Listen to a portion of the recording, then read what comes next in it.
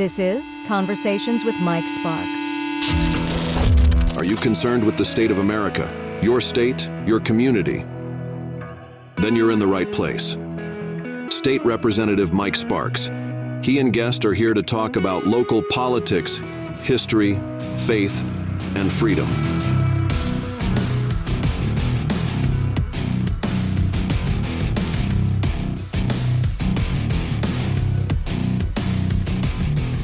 All right, you listen to Conversation Mike Sparks. I'm your host, Mike Sparks.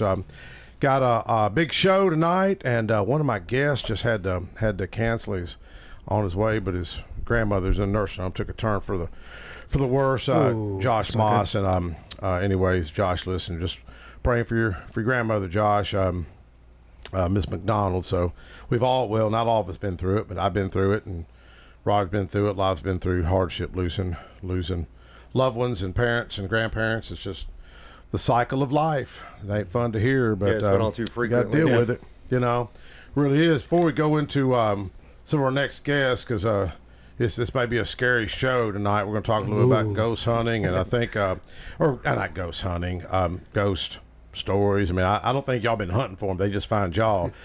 So we're going to go to Jeremy, our trusted intern. Jeremy, you had a few comments you want to get into. Yeah, go ahead. Real quick.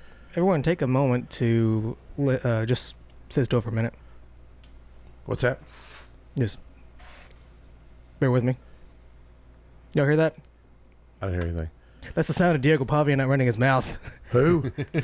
Vanderbilt's quarterback, after getting thoroughly embarrassed in the second half against Alabama. Roll Tide. Okay. Jeremy was at that game. Yeah, everybody knows. Yeah, Jeremy was at that Alabama. I've been so busy. My wife, we bought a new door, man. I talk about how God just provides, and we went to Home Depot, and I don't like to pay retail for anything. I mean, you know, I got that senior coffee, so it's not really retail. I got a discount. And you're not on really it. a senior. Well, that depends on how you interpret what's a senior.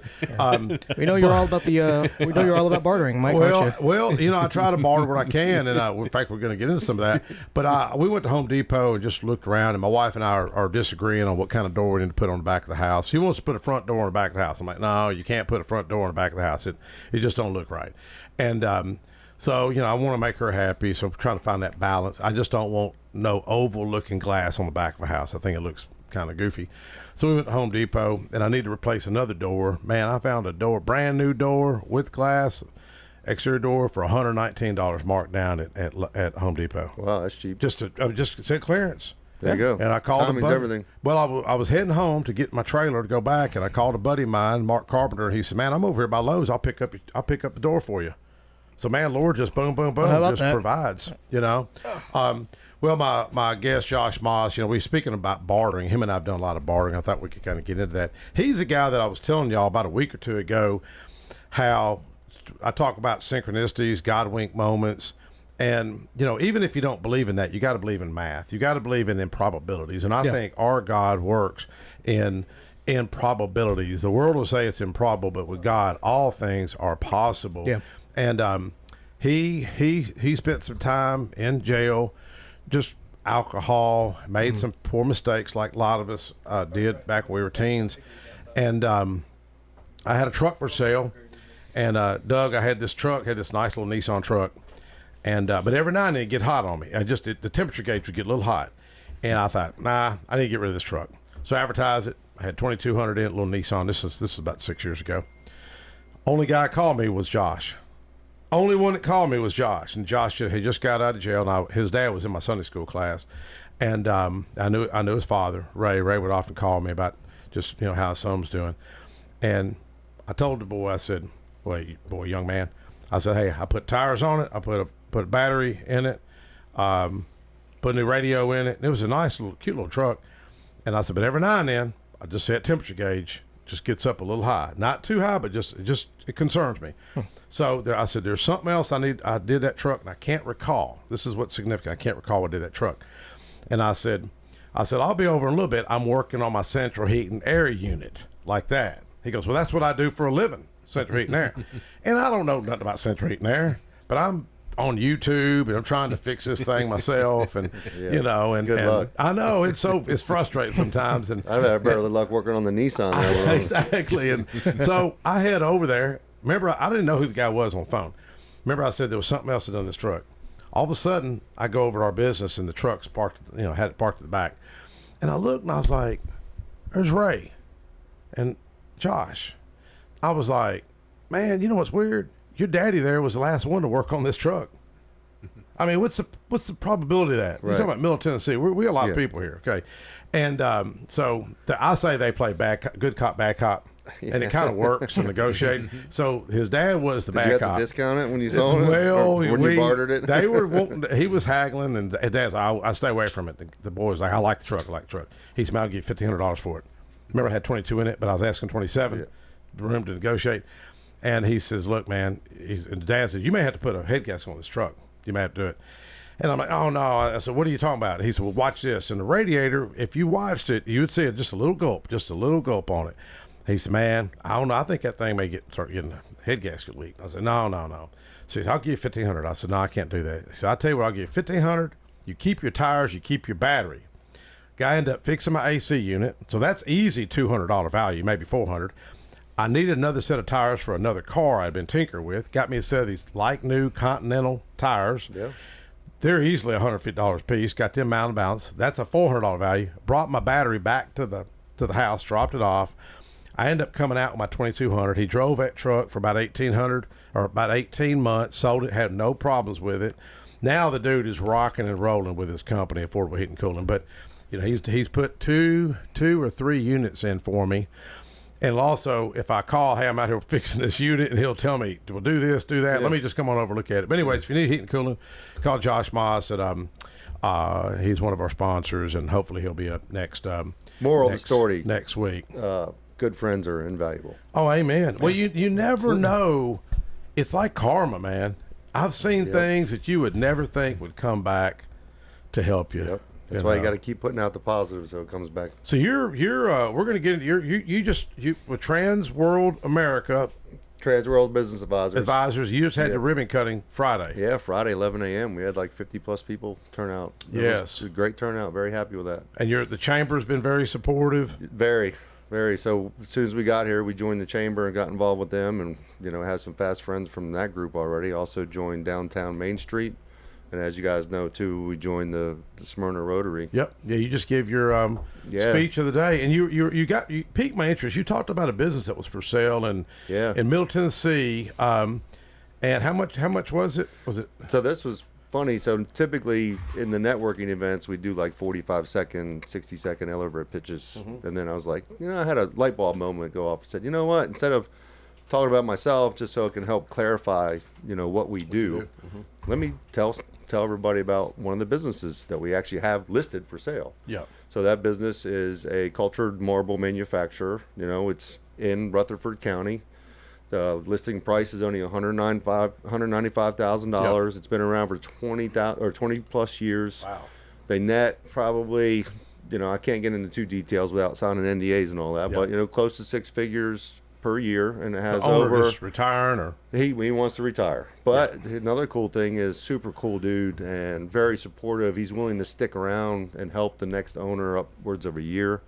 He's got over $100,000 worth of equipment. So you're talking about buying a business. So you'll have to pay take over his lease, or so he owns the property and he's willing to rent it back for only $2,000 a month, 5,000 square feet. So this is for real for a brand new entrepreneur or someone that wants to expand. Yeah, I mean, this is a no-brainer. So we did have a showing on Saturday, and it should lock it down. But I have multiple people already wanting to look at it this week too. How did that potential buyer find you? Direct mailer. Really? So all you businesses out there, if you see the little flyer or a drop letter or something that says, "Hey, I'm interested in buying your business," that's me. Well, let me ask you, if you've got, I sold my car business myself, sold Spooley's hair salon that we used to own, sold it ourselves. Maybe I left money on the table. It definitely did. I did too. And, so one of the reasons why I'm here and in this business is to create awareness, to let people know there are companies and people like myself that can help you with that process. Yeah. So take all that weight off your shoulders, right? So you can keep your foot on the gas so we can maximize the profit when you sell it. And we will sell it 25% higher than you could sell it on your own anyway. Really? And faster. Yep. Right. And just do it right. Well, Roger was in printing for how many years? You doing 10 printing? years. 10. Now, how did y'all go about selling your business and moving on?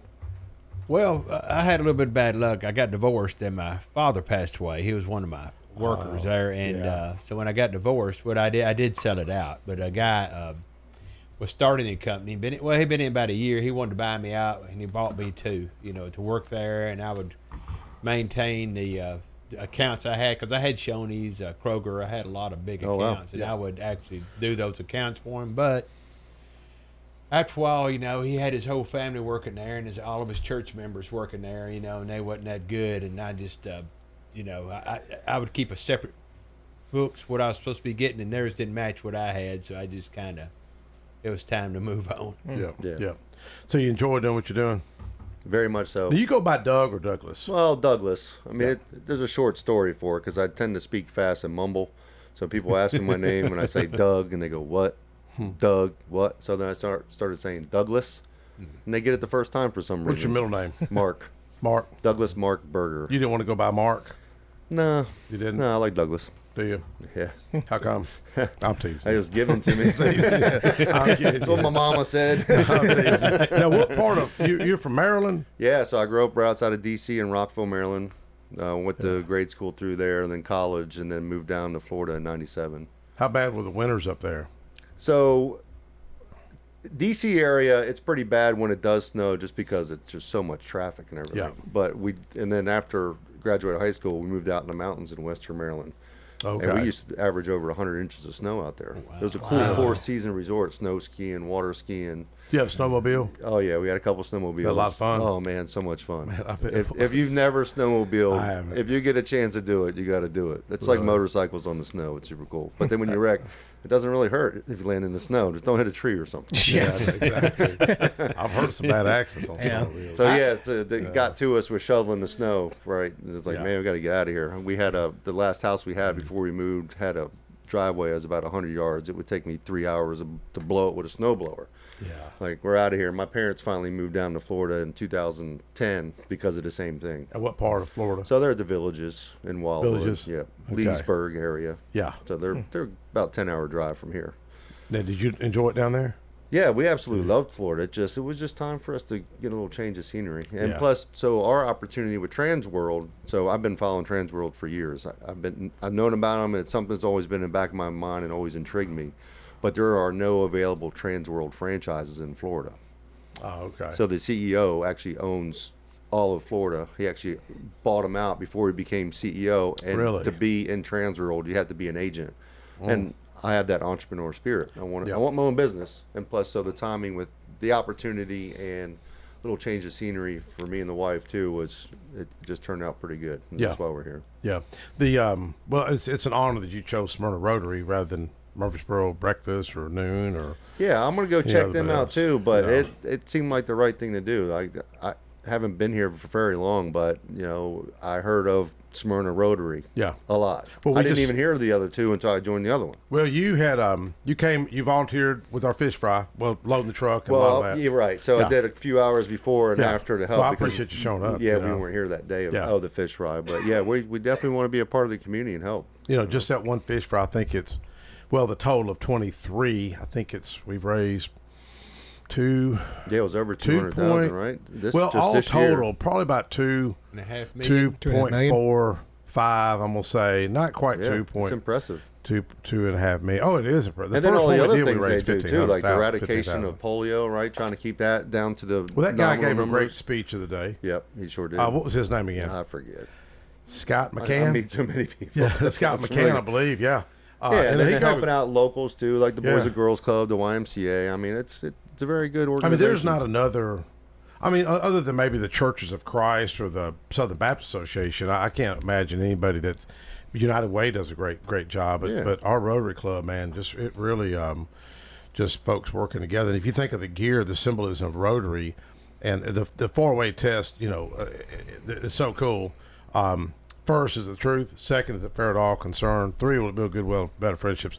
Yep. 4 is it beneficial to all concerned. Absolutely. And if you think about that, if government could practice that, if your county commission could practice that, if your school board could practice that, if your church could practice that, if the legislature could practice that, if Congress could practice that, how much better the world would be? Oh, a lot. Plenty. You know what I mean? I remember Bob Spivey, who Unmeasurable. I know Bob was a lot like Donald Trump, and he's the one that brought me into Rotary, and he developed a lot of Smyrna. He brought Motlow College to Smyrna. He was very creative guy. He took the old hospital in Inland Springs Road, which I guess a clinic, Roger, that's what you call it, clinic. Mm-hmm. I remember him telling me, he says, I'm going to turn it into a police station one day. And I thought, yeah, right. You know what I mean? And judicial, and that's what he did. There you go. You know, he showed me all that land where Target is. We done a little business deal, and he overpaid me, and there was nothing out there. And I had to call him back and go back to get another check because we done some bartering, done some little real estate together. Of course. I was just 33, and he overpaid me. And I kept thinking, why would this guy overpay me, man? This dude is just too sharp to overpay me. He owned the Chevy dealership too, and he shows me a concept Taylor Farms. plan. Didn't he own Taylor Farms at one time? No, he owned Imperial Meats. Yeah. Oh, okay. And but he also owned the big apartment complex over at Charleston Hall and Imperial. Well, Depot, those Gardens. apartments there. And the storage units in front of Nissan. Yeah. But he overpaid me. He had this big old site plan, concept map. I mean, it was like a 4x6, 4x5 concept laid out on his desk. And he said, come here, let me show you this. And that may have been why he overpaid me. Well, one, I think it was a test. Two, come back and see that thing. And he says, I'm going to do all this. And all it was, that hill where Target is, if some of the older folks remember, nothing but rocks, cedar trees. Yep. And I thought, he's full of it. He made it all happen. I was old enough to remember when all that was there. He made it all happen. And I've grown up over the years. I saw that development happen. Well, he was a real visionary. He owned Starbucks, Dan, or Doug. He owned Starbucks, all the hotel sites, Rush Trucking. He owned that. He sold Cracker Barrel. There you go. Sold the movie theater. There you go. The Sonic. Oh, it used to have the big event center. What was that called where the truck place where is? Where Rush now? Trucking is. That's Rush Trucking. Yeah, okay. But it used to be, what was it? It was called something back in the day when he first opened it. Mid-10 Expo? No, before that, remember some kind of... Oh, he sold it. He sold it to a guy that did those big carnivals across the United States. Okay. Oh, Carney, sweet. Oh, okay. Yeah. Because that guy got pardoned by Bill Clinton. He really did. Hey, makes sense. I went over there. I was going to try to buy. He had some equipment for sale, and I just remember seeing it, and I was going to go over and try to buy a few pieces of stuff he had. It was like carnival equipment and some trucks and some campers. And I looked up and I seen this picture of him and Bill Clinton up on the wall. And I'd heard about that he got pardoned, but I didn't want to tell him. I know you got pardoned. And I said, hey, and I seen that picture. I said, so you got a picture of Bill Clinton. Like, what happened here? Yeah, and I was just feeling him out. He goes, I said, what was Bill Clinton like? He goes, oh, he's a great guy. I bet he was a cool dude to hang out with, I'm sure. And I might want to work for him. That's what she said. No, I'm teasing. That's kind of where I was going with that. Anyways. He didn't have relations. But Exactly. he guy tells me, he says, he's a nice guy. He says, man, if you met Bill Clinton like a year ago, and you talked about, say, some car. Say we talked about what color is your Corvette? White Corvette. He said, or some old car. He said, he'd remember your name. He'd remember the conversation. I said, well, do you have a Rolodex? Back then we had Rolodexes. You don't even know what Rolodexes are, do you? Oh, no, I do. You know, Yeah, I do. Spin it. He said, yeah, he had a Rolodex in his head.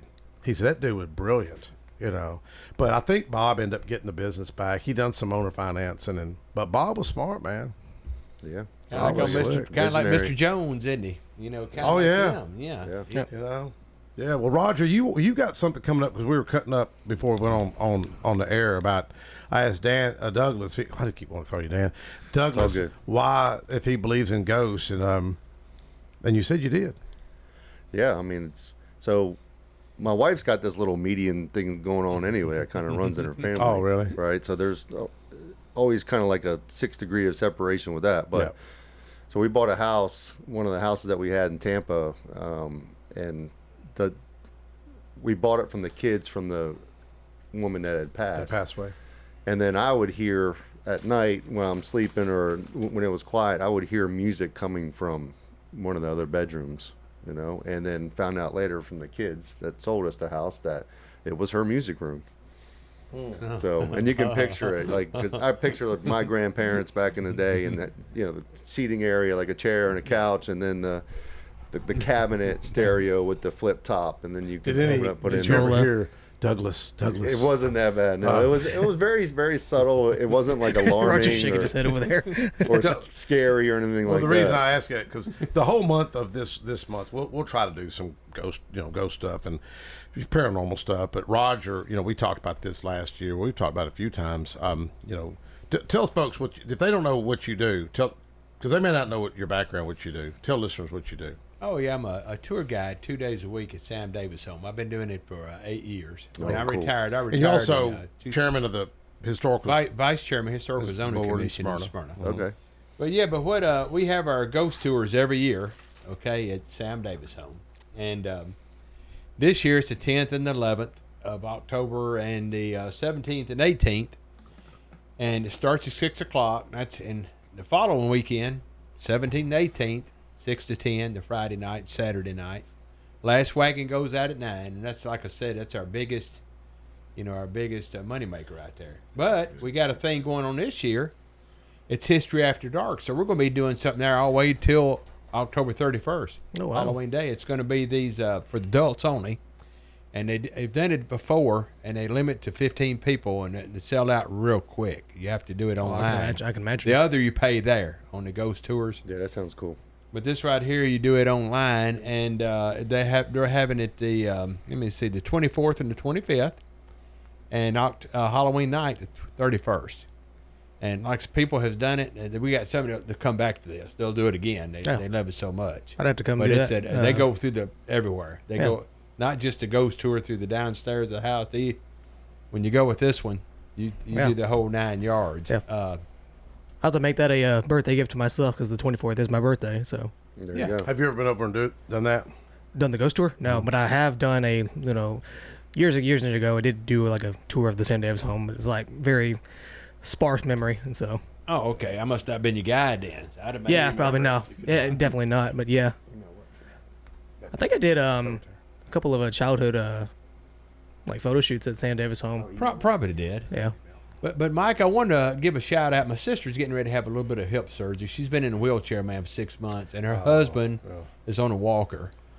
And Diane Baxter and David Baxter, my sister and my brother-in-law, and I'm gonna run over tomorrow and help them out and do some things.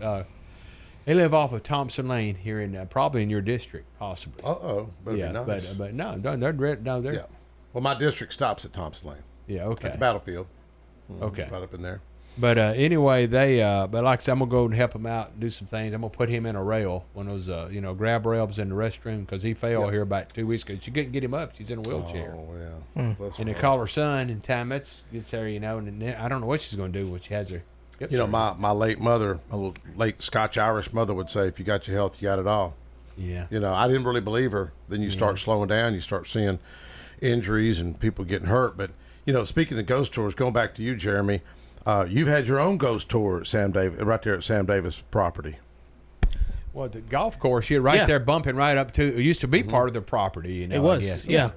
Yeah, did, I think Gary LeFew, mutual friend of ours, I think he was planning on, I don't know if they've done it yet or not, but they were planning on putting a placard on that wrought iron fence of about where Jeremy saw the ghost. Yeah, Mr. Wiley Sanders and his 2 wives. He, I think his first wife. That's who you think you saw?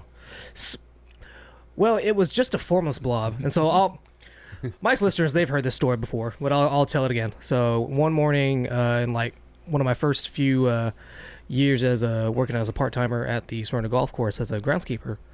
It was an unusually foggy morning. I think there's just like a small cold front that came in with like potential rain and whatnot. But anyway, I was out there mowing fairways. So I was on a deck fairway mower. Out there, my partner, he was on number 10. I had gone over to number 11 to sort of leapfrog the fairways in the back. And so, as I'm coming up around the bend, and as Mike's listeners, if they've played over at Smyrna, they know how hole 11, they know how 11 dog legs left, right, over into around the corner. They built the course around this gravesite. And as I'm coming up to this bend on my third pass, I went down, made one pass down, came back on my pass going back towards the green. I see this shapeless form just right outside the gravesite.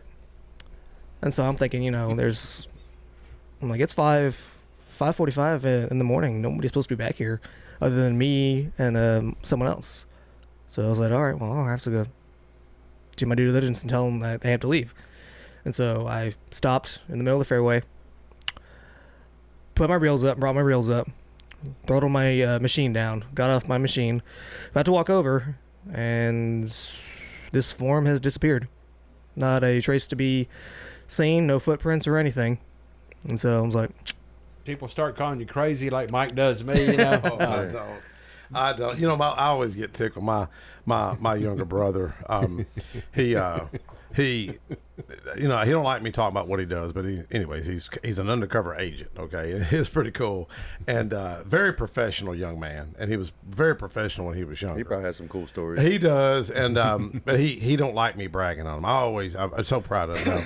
And he was the top agent at Quantico. I will say that. So, anyways, he's just always been just so straight laced and just kind of a go getter. And when he was a kid, I remember him telling me he was probably like 7. He said he seen a man in the room, and there's an old home, antebellum home that Sam Davis home copied on Ross Drive, so we live behind Beatty's home. Yeah. And when he tells the story, I just start laughing. I can't help it. I just start giggling. And he last time we talked about it was probably like 8 years ago. He goes, that's why I don't like to talk about it, because you start laughing all the time. But no, it is kind of funny if you think about it, because here Roger, here I am laughing about it. Here he's got this woman that's like, Roger. And, on two different occasions in the house. Oh, Lord. And then somebody else heard the lady on the other cruise, she didn't know I'd even said it. I didn't want to tell nobody. I think I'm nuts. She said, Roger, you never guessed this. She goes, because I didn't tell her that this story.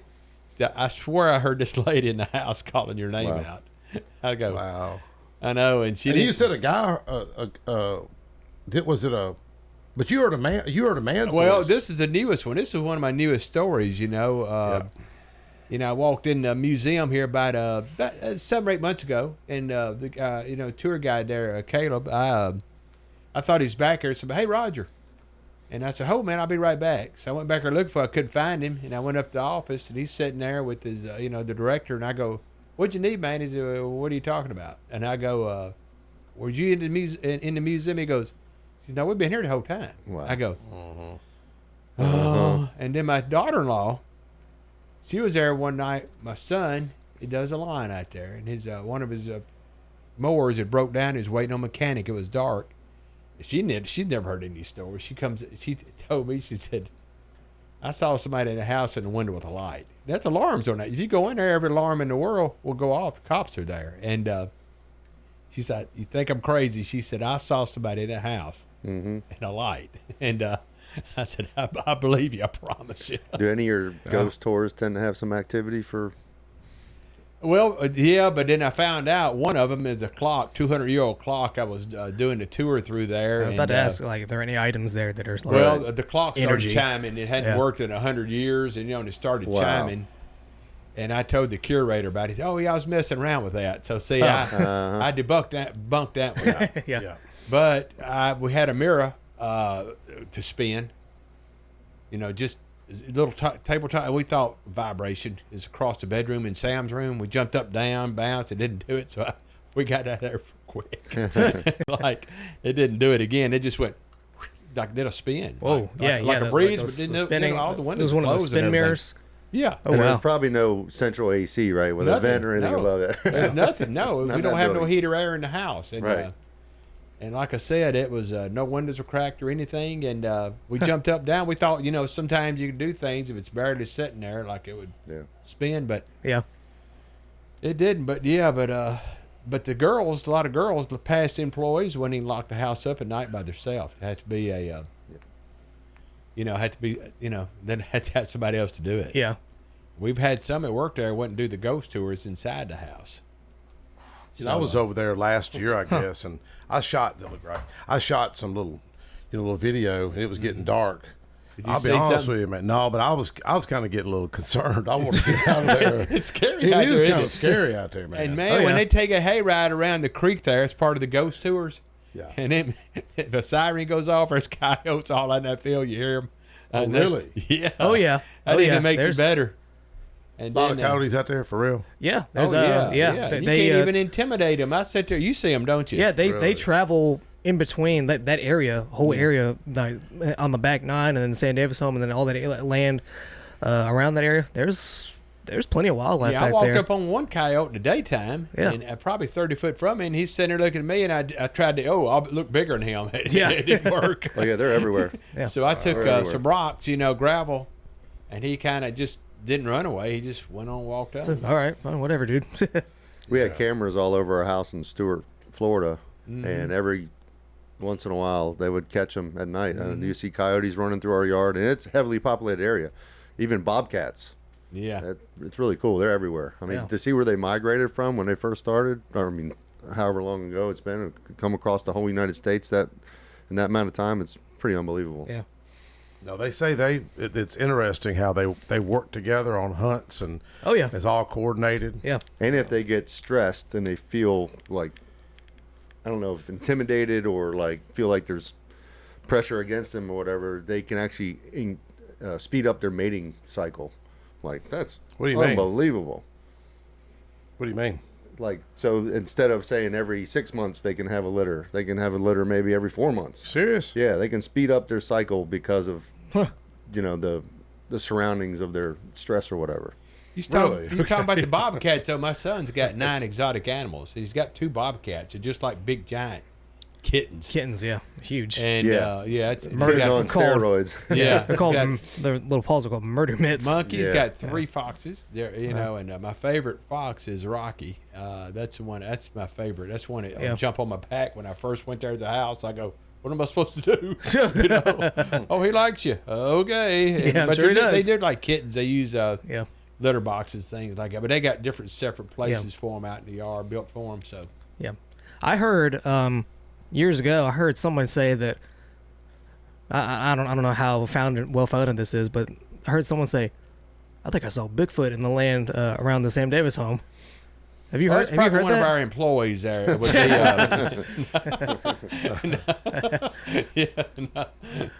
no, I've never seen anything.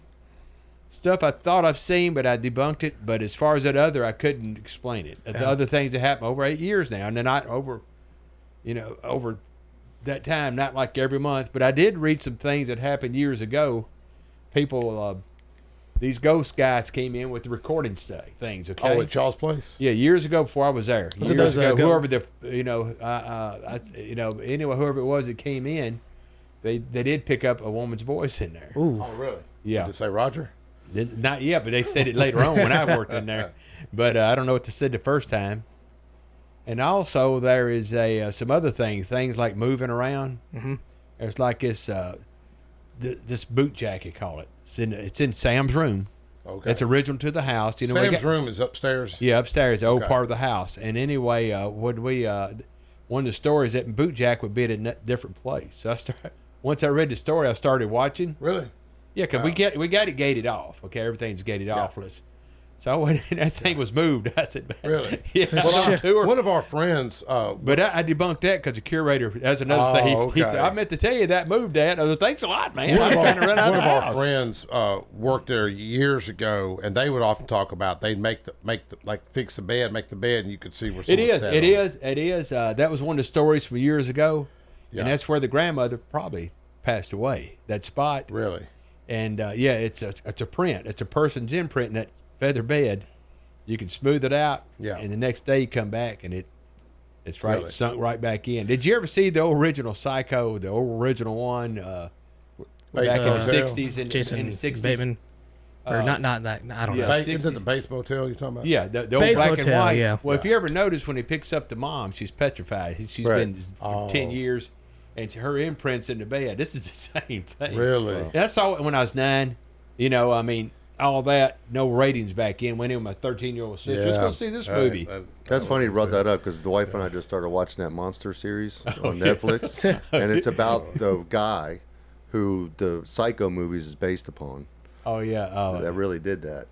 Unbelievable, scary stuff. Yeah. Oh, Alfred Hitchcock. He was pretty good at that stuff. Yeah, It's like the birds. It looked like a million birds. I think it was 7 birds. I never realized it was a true story. It was based on a true story. Yes.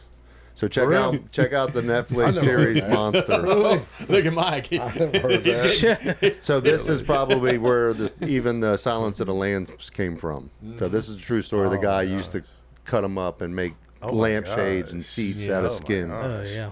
I don't like scary movies, man. Yeah, I mean it's it's so real. It's scary. Buffalo Bob was his name, Right. Yeah. Well, This guy was I can't remember what his name. Puts a look. No, I'm not gonna. we make got. no I quote. had a tour this week of Discovery Center, and Was it haunted?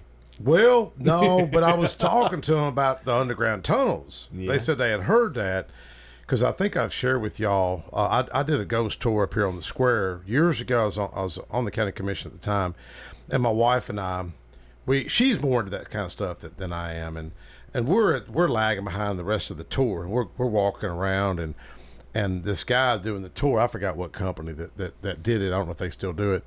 And the guy said, well, there used to be underground tunnels up here under the square, and that it was during slavery, and these leaders don't want you to know about it. And my wife looked at me like I was on the commission, like, okay, why don't y'all talk about this? I said, I don't know about this. So happened to see Larry Sims. He was in his office, and Larry would be a good guy for you to get to know. You need to talk to Larry. And so I popped in. I said, Larry, you know anything about these underground tunnels? He looked at me like, what? And he looked at me like crazy. So we walked around. So I thought, well, I'm going to check this out. So I reached out to the mayor like a couple of days later. Hey, you know anything about some underground tunnels? And he looked at me like I was crazy. So then I went to Gary Farley, who's on the county commission, former fire chief. And Gary said, man, I've heard that Public Works, when they were doing putting some piping in, that they uncovered something. He said, I had heard that story. Then I went to the janitor. Man, the janitor's where you get your answers, brother. Hey, a lot of times they know what's going on. So I went to janitor, hey, you know anything about this? She said, come on, let me take you to him. And this was about 9:30 at night. Her and I were under the coin building, where you used to get your tags years ago. And what would you say? That's across from. Is that on the south side? Right there, of Shacklet, north. off the corner of Shacklet Photography. It'd be right there. Total opposite of Shacklet's, way across the other corner. Oh, well, if you know where okay. Larry Sims is, to the left, Larry Sims. And I just remember you got your tags there years ago as a kid. And, man, we went down. She carried me down to the basement. Picked up, like, the floor. I guess it was a little door and come up. And a solid door. it was just me, her, and I. And I was thinking, oh, my God, what would happen if this door, like, I get trapped down here and people think something's crazy going on. And so she showed me this pickaxe where you could see, like, it had been covered in. It was covered in. It should have been Facebook Live just in case. Well, we didn't have. He would have done it. If he was able to done it, he would have done it. I promise you. So what? But she told me later. She said, "Hey, I started hearing people started saying, well, the reason the tunnels got covered up. This is what I heard. Okay, that they had some workhouse inmates. They would take the workhouse and they would work them, cleaning and painting and doing construction or whatnot. That some of them got through the tunnels and wound up down there at Discovery Center. Running for everybody, don't they? Well, they got down to takes the Murphy Spring, because the caves, somehow the tunnels connect the cave. That's the story I heard. So I know someone's welcome to tell me their version. My cell, if somebody wants it, 525-3198. Yeah, that'd be fun to find that out. But isn't that and then neat? explore them. Let's do a event out of it. That would be cool. I don't know if anybody does ghost tours anymore on the square. But Mike, one of our famous ghost things that we grew up with, was Monkey Woman Bridge. That was our famous one. It was the bridge is over at Canonsburg. It's that metal steel bridge. Oh yeah. You don't see it. Right down there. That was the first steel bridge in Rutherford County. It was on Stewart's Creek, Was that which the runs first? by the steel bridge. Wow. And it run by Sam Davis on Stewart's Creek, but it was actually out there off 1 Mile Lane. Yeah. But that's where you'd carry your dates back then. Did you ever go there on a date? Take a date on the Monkey Woman Bridge? What would I do that for? Tell the story, Mike. He won't tell it now on here. No, that's anyways. That's for a I don't different know time, about that. different My wife place. shares this story. I don't. She Well, says I put her out what the you saying? It car wasn't and your scared wife, her. right? No, I And my girlfriend, I don't remember that. I'm making it up, man. I don't remember. She says that, but I don't remember it. Anyways, I wrote a story about it. If you go to TennesseeLedger.com and type in Monkey Woman Bridge, you'll see the story. It's a cool story because some people said they have had some experiences out there in that area. Yeah, and that's a scary looking area. At night. It was the trees hanging over like because the old road back in the day. Well, what people don't one-lane know, road, man. That old road used to turn. Remember, it went down, and there's an old graveyard over there that dates back to what, like 17. Yeah, I've got a 1700 grave on my property. 50. That's cool. So, yeah. But back in the day, the like you say, the trees all went up like a canopy. And I tell you really how was. Sally Walls, we'd often ride with Sally Walls, and she'd tell us the story. And well, it's scary back in the day now. Yeah, I remember us parking on there with double dates. My wife don't listen. It was a double date back in the day. And we stopped on that bridge. The girls cried. They were crying. Really? Yeah, they were crying. Wow. Oh. Yeah, they'd heard about it. We killed a car, and all that. And that didn't go well. So I don't remember if everyone out again or not. But Mike, as we're talking about this, I actually looked it up. I didn't find it on it. I didn't see anything about. Well, On my Tennessee Ledger? Not in Tennessee Ledger. I'm looking at something else, but it's talking about the Monkey Woman Bridge from October of 2017, and Marty is cited in this. Yeah, if that's my article, I quoted Marty. It's not yours. It's Marty's got all kinds of stories. It's MTSU Sidelines. Yeah. MTSU Sidelines wrote that. Marty's got all kinds of stories. His house, he claims his house is haunted. well, he's in a soldier out there too at Sam Davis' home. Yeah, he said he saw a he was I'm beating you to it, Marty, if you're listening. He said he saw he was part of the closing down part of it, and then as he was getting ready to head out for the night, is what he says. He said he saw a gentleman in a I think this is how he found the wagon too, isn't it? Yeah, they led him to the wagon, Carriage. and that is a wagon we have in the museum, Yeah. which has been completely restored by Marty. Yeah, but he said he saw a fella in a Confederate uniform, and he said he was about to go over there and say, "Hey, sir, we're closing down." Hey, we're talking about you. And he bowed, and he's yeah. Call in. Well, I think Marty's about to call, and I think he's about to tell the story. So Anyway, he loves telling that story. Yeah. We're gonna get the truth to the matter. I wouldn't be Yeah. surprised if there was more go to the experiences source. with that. Go to the source. The now Marty is, he was Grand Marshal of the parade. He helped start Laverne Old Timers Day Parade 50 years ago. Wow. Then he helped start Smyrna Christmas Parade. So the guy does go way back. I mean, sometimes I'm kind of curious if he's telling the truth, some of these stories, but Well, there wasn't Facebook back then. no, there Then wasn't. you look it up, you found out it is. It is. It is. Hey Marty, how you doing? Hey. We're just talking What's going about on, you. Marty? We didn't mean to throw you out to dry, buddy. I've been listening to the show. Well, do you want to pick up where Jeremy was talking about, where you spotted that man coming out of the barn at Sam Davis' home? I do, but I want to tell Roger something real Okay. quick. He talked about that girl crying when he was with her on Monkey Woman Bridge. Uh-huh. Yeah. Yeah. I wonder if Roger ever thought he was crying because she wanted to be with somebody else. That's probably how it ended. When we left there, that's probably what it ended up being. Yeah. No, Thank you, Marty, for getting my back Vote there. of confidence. Yeah. I got you, brother. I got you. Is Jeremy up there with you now? Yes, sir. Yeah. Right here. Oh, Jeremy, I got to tell you, man, I love what you've done to your buildings over there. No, you got the wrong Jeremy, brother. No, that's not. Yeah, you're talking. That's Jeremy Bird. This is our Bird. intern, Jeremy Spitson, the one that's seen the ghost okay. behind Sam But Davis' it is. home. But you're on that. What you're saying, it is good. He did a great job, didn't he, Marty? Oh, he has. Oh, yeah. Yes. Well, anyhow, Jeremy, I'm going to call you wrong, Jeremy, so I can keep Okay. off that way. All right. But anyhow, I was at Sam Davis home, and this was back in the 70s. And I was kind of a grunt for Mrs. Beverly that worked over there. She was like the woman over. She was the Roger at Sam Davis home back then. So anyhow, we had what they call days on the farm, where people came and they'd build fires and set up kettles, and they would show you how to weave clothes and all kinds of stuff. Yeah. It was a great day, and I had the Sam Davis carriage. I had rebuilt it, and we had it out for people to look at and everything. But the story behind the backstory was I was working one day with Miss Beverly, and she told me, she said, go out there and make sure everybody's left and make sure all the fires are out. Well, I was out there doing that. And I saw this man in a Confederate uniform. Wow. And so I hollered at him. I said, sir, we're closing up. You're going to have to leave. He turned around, he looked at me, and then he kept on walking. He walked to the barn. Well, I'm on my horse, and I'll get up there. I'm yelling at him. Said, sir, you can't go in there. It's private. You can't go in there. It's private. Well, he went in, and then it hit me. He never opened the door. He just went right through the door. Wow. Yeah. So I got off my horse, and like the dumb kid I was at the time, instead of being scared, I just opened the door and went in behind him. He's I'm been a hollering. believer ever since.